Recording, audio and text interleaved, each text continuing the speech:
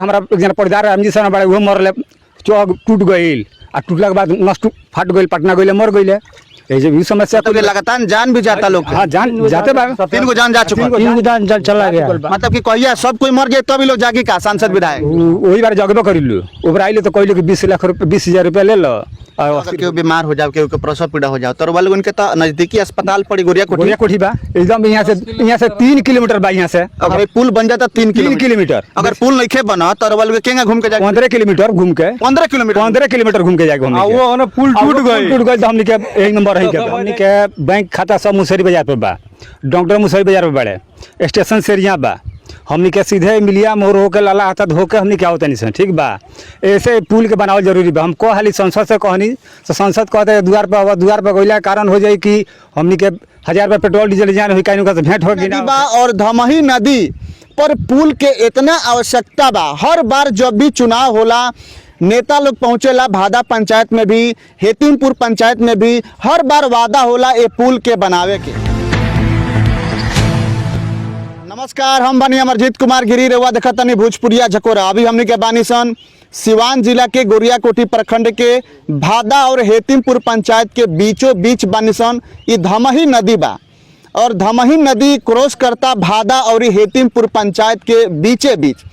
रवा सब के बता दी कि काफ़ी परेशानी होता भादा पंचायत के हेतिमपुर जाए में और हेतिमपुर पंचायत के जनता के भादा नदी बा और धमही नदी पर पुल के इतना आवश्यकता बा हर बार जब भी चुनाव होला नेता लोग पहुंचेला भादा पंचायत में भी हेतिमपुर पंचायत में भी हर बार वादा होला ये पुल के बनावे के। लेकिन 75 साल आज़ादी के हो गए देश के, लेकिन अब तक हेतिमपुर पंचायत और भादा पंचायत के जनता के ये जी पुल ना मिलल धमही नदी के ऊपर कि आसपास के जनता आ सके और जा सके। रुआ सब के बता दी ये धमही नदी बा और हेतिमपुर पंचायत के जनता के खेत भादा पंचायत के तरफ में पड़ेला और ये भादा पंचायत के जनता के खेत हेतिमपुर के क्षेत्र में पड़ेला। तो कहीं ना कहीं अपन खेती बाड़ी जो किसान बा करे में भी काफ़ी समस्या के सामना करे के पड़ता। देख सकतन कि कितना पानी बा, ये नदी बा बहुत विशाल नदी बा और बहुत दूर से पानी क्रॉस करेला ये नदी होते हुए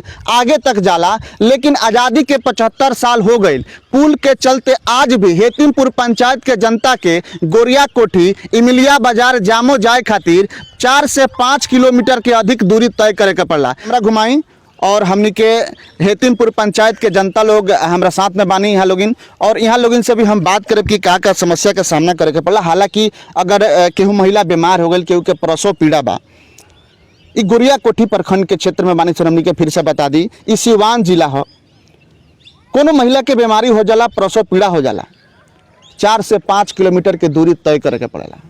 गोरियाकोठी प्रखंड के प्राथमिक स्वास्थ्य केंद्र में पहुंचे खातिर अपना प्रखंड में पहुंचे खातिर बाजार करे खातिर 4 से 5 किलोमीटर के दूरी तय करे के पड़ला।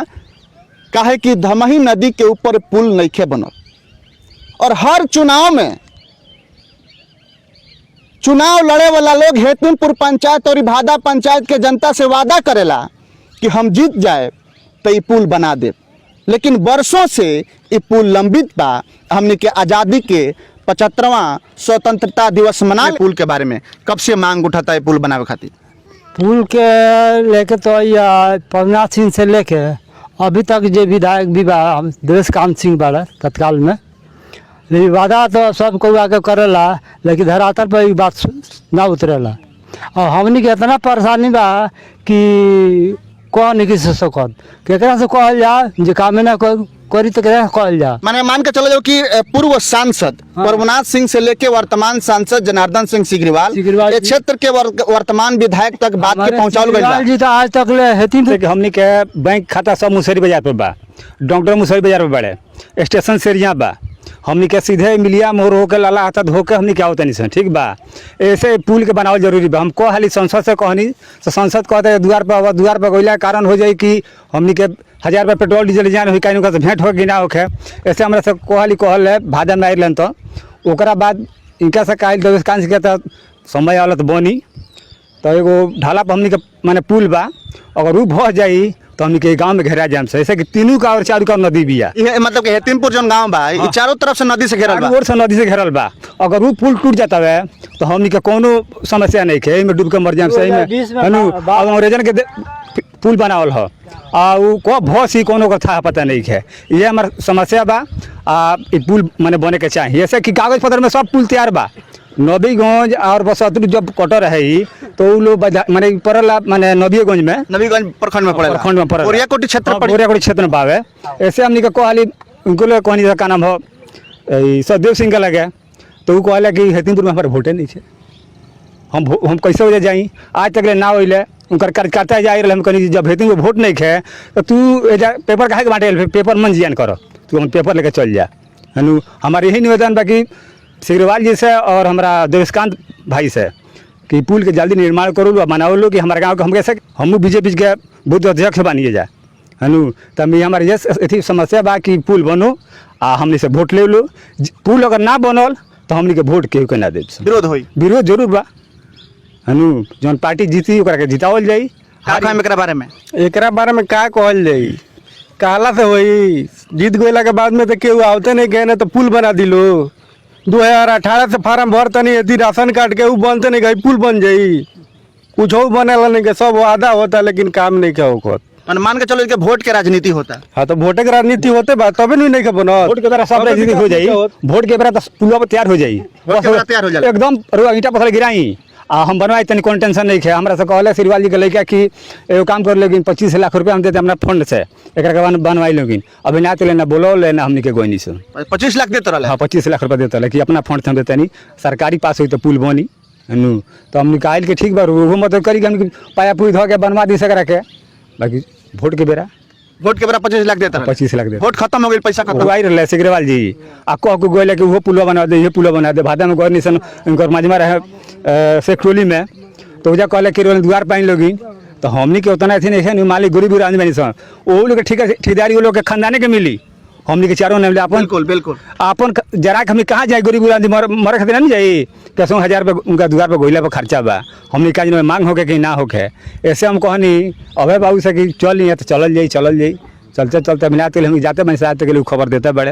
है ऐसे हमनी के बहुत ये गांव में प्रतिभा ऐसे कि हमनी। अच्छा, औरत अगर केहू बीमार हो जाओ, केहू के प्रसव पीड़ा हो जाओ, तो वाले उनके तो नजदीकी अस्पताल पड़ी गोरियाकोठी बा, एकदम यहाँ से 3 किलोमीटर बा। यहाँ से अगर पुल बन जाता 3 किलोमीटर, अगर पुल नहीं बना तो वाले केंगा घूम के जाए 15 किलोमीटर घूम के 15 किलोमीटर घूम के जाएगा। वो ना पुल टूट गए तो हमनी के एक नंबर है समझ जाए कि यही में रह के अपन पुल डैमेज बा, मतलब कि 13 किलोमीटर के मतलब 15 किलोमीटर के दूरी, माने कि अगर 3 किलोमीटर ही 12 किलोमीटर का अंतर पड़ता है। और पुल बन जाए तो 12 किलोमीटर जल्दी, अगर केहू महिला बा, प्रसव पीड़ा बा, केहू प्रेग्नेंट बा, चाहे केहू सीरियस बीमार बा, 3 किलोमीटर में पहुंच 3 किलोमीटर हम पहुंच जाम से जैसे यहाँ से भादा डुमरी से गोरियाकोठी आई तेरे हम जाए बुढ़िया टोला लाला था, बरुगा कोठी सिरेसी, यहाँ तब मिर्जापुर, तब गोरियाकोठी। तो चलिए देख सकता नहीं कि है पुल बा धमही नदी के ऊपर हमनी के बानी सन, और पानी में भीजे के हमनी के शौक नहीं के, हमनी के देखावे का प्रयास करतनी सन जी के जनप्रतिनिधि की यह धमही पुल बाटे, मतलब कि धमही नदी बावे,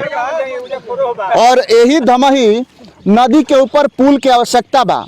और हर बार जब भी चुनाव होला, सांसद होखस, विधायक होखस, हर बार पुल बनावे के वादा तो होला, लेकिन आज भी धमही नदी के ऊपर पुल ना बनल।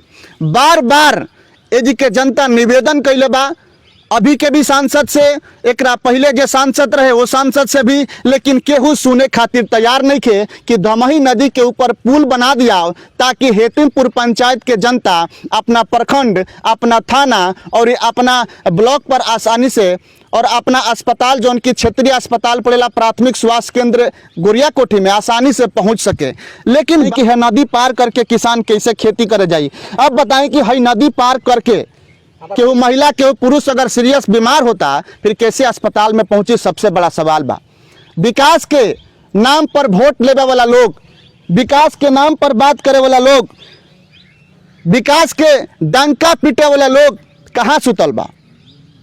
आज आज़ादी के 75 साल पूरा हो गए, आज़ादी के 75वां स्वतंत्रता दिवस हमने के मना लेनी सन, लेकिन धमही नदी के ऊपर पुल नहीं खेलौकत, मतलब कि आजो लोग गुलाम बा। आजो लोग इंतजार में बाकी हमनी के क्षेत्र के विकास कब हुई। अगर ये पुल बन जाता तरवा सब अंदाजा लगा सकतन कि 12 किलोमीटर दूर के अंतर पड़ता एजी के नजदीकी अस्पताल में पहुंचे खातिर। मतलब कि हेतिमपुर पंचायत के जनता के 12 किलोमीटर कम हो जाई सीधे अपना अस्पताल अपना प्रखंड जाए खातिर।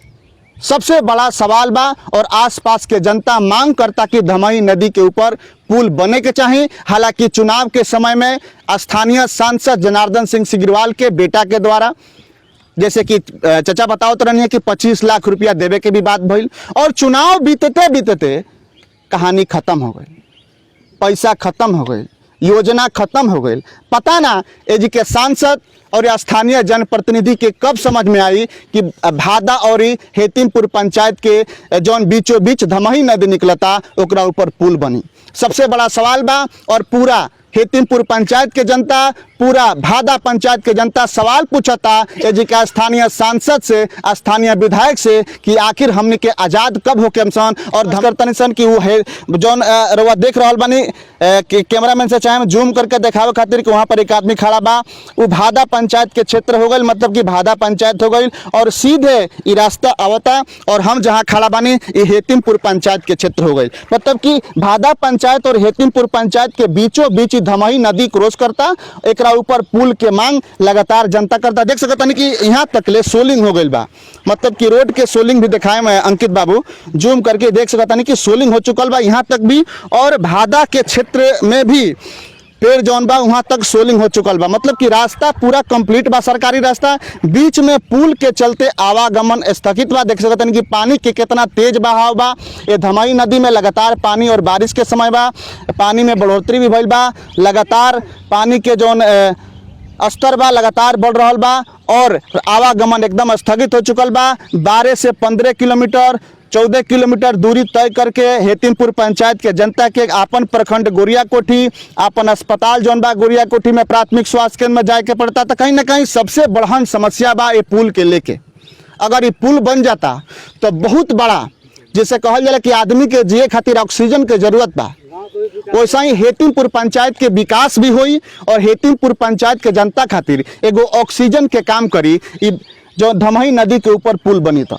और भादा के पंचायत के जनता खातिर भी काफ़ी राहत मिली है कि बार बार हम कहते हैं कि भादा पंचायत के जनता के कुछ खेत बा, किसान लोग के कुछ खेत बा जौन कि हेतिमपुर पंचायत के क्षेत्र में पड़ेला। तो कहीं ना कहीं किसान लोग के आवे जाए में भी 10 से 12 किलोमीटर के दूरी तय करे के पड़ता अपन खेती करे खातिर। बहुत बड़ा सवाल बा और सवाल खड़ा होता एजी के स्थानीय जनप्रतिनिधि जे भी बा, सांसद विधायक, सवाल खड़ा होता है क्यों मरल भी भाई में डूब के कब के घटना हुई? घटना रुआ लमसम 92-93 के हमारे पटदार लोग बा भादा में, तो वो लोग के खेत मान हमरे खासे पटदार होलो तो वो लोग खेत हम ए पार में बा, हम के खेत ओ पार में बा। तो वही बोझा ले ले आ बोझा ऊपरे ऊपरे नीचे नीचे उछल गई जाकर बोरियारी में भेटैले नू। तो उनका के माने वहाँ के पार करते रहनी, पार करती बोझा लेके पार करते वहाँ के डूब गई, डूब के कल बोरियारी पर जाकर उतरनी हनु। तब हमने के जाकर उनका के धोती छान छुन के ले के उनका के जहाँ धान पकन कोनी से उनका के हनु। ये तो समस्या हमने के खतरा भी बा पुल पार मतलब कि नदी पार कर एक और लेकर मर रहे है जा हमने के बिल्लो में हनु। वो लेकर नहाए गई सो ना कोनो सुविधा ना कुछ, डायरेक्ट पड़ गई मर गई। अभी तक 2 जान जा चुकल बा जान ए नदी के पार करे में। हमारा एक जना पटदार रामजी सर बड़े वो मरले, चौक टूट गई आ टूटला के बाद नष्ट फट गई, पटना गई मर गई। ऐसे भी समस्या तो लगातार जान भी जाता लोग। हाँ जान जाते बा, 3 जान जा चुका, 3 जान चला गया। मतलब कि कहिया सब कोई मर गए तभी लोग जागी का सांसद विधायक वही बार जगबो करिलु ओबरा आइले तो कहले कि 20 लाख रुपये 20,000 रुपया ले लो और अस्थिर हो जा। ये सब समस्या सांसद लोग चाहे विधायक लोग पथी बावे। रोड का भी एक जरीब चौड़ाई है। अरे चौड़ाई तो बहुत बार रोड के कमी नहीं, रोड के कमी यही पर चौड़ा बा वही पर चौड़ा बा रोड तो बाकी 2 प्रतिनिधि लोग के इच्छा शक्ति के कमी बा। हाँ यह कमी लोग लेकिन वो भाजपा के बूथ अध्यक्ष बनी जैसे रुआ बताओनी हम विधायक से कब कहनी है ना सांसद से ऐसा लिखल बा का तो एक लिखा पढ़ी के दिल लोग तब हम अथी करते नहीं। कितना लिख पढ़ के हम दिल एकरा का लिखा पढ़ी करे के तो लौकता बोलता है कि सचिवालय में गया है, कागज पेपर जमा हो गया है, लेकिन सचिवालय से यहाँ धरातल तो आज तक नहीं पहुँचा। इसको यहाँ पर सचिवालय में रही कागज, सचिवालय में रही हुई जी यही तो डस्टबिन में नहीं गइल कागज और डस्टबिन में डिबुआ होला ओई में हाँ उसी में हम समझ में आता उसी में चला गया डस्टबिन में वो पेपर। समय दिले बड़े कि बनी पुली ठीक बा, देखा था नहीं अब तो साल से बेसी बीतिए 3 गो जान चल गइल नो, तीनों के जान तो बहुत गइल बड़ी बहुत जान गइल बनो। जान गइल बा। तब देखल जाओ कि अब कितना जान और जाता है। हम ये कहे हम ही डूबे से जा बच गई नहीं, ये तो गाड़ी ना रही तो हम ही डूब जाती है जा ना पौड़े का सीख ले ना कुछ जाता नहीं हो पा एक हमसे भेंट करे करे है हमको नहीं कम पानी बता डूब गई नहीं। डूबला के बाद अब गाड़ी भेटाइल तो आस्ते आस्ते सही आके तो वो भर पेट पानी पी के एकदम होने लगनी फेंके समस्या है। देख सकता नहीं कि कितना समस्या बा। धमही नदी के ऊपर पुल बन जाए जान बच जाए, लगातार जान जा रहल बा, लेकिन स्थानीय जनप्रतिनिधि लोग के सुनाई नहीं खे देत, देखाई नहीं खे देत कि रे भाई धमही नदी के ऊपर पुल भी बने के चाहिए। लगातार हमनी के बनल बानी सन ग्राउंड रिपोर्ट के साथ हकीकत दिखावे के, देखे के, जनता तक पहुंचावे के प्रयास लगातार भोजपुरिया झकोरा करता, आगे भी हमेशा करते रही। आज हम रहनी सिवान जिला के गोरियाकोठी प्रखंड के हेतिमपुर और भादा पंचायत के बीच में जो धमही नदी बा, वो धमही नदी से कैमरा के पीछे हमारे सहयोगी अंकित कुमार के साथ। धन्यवाद।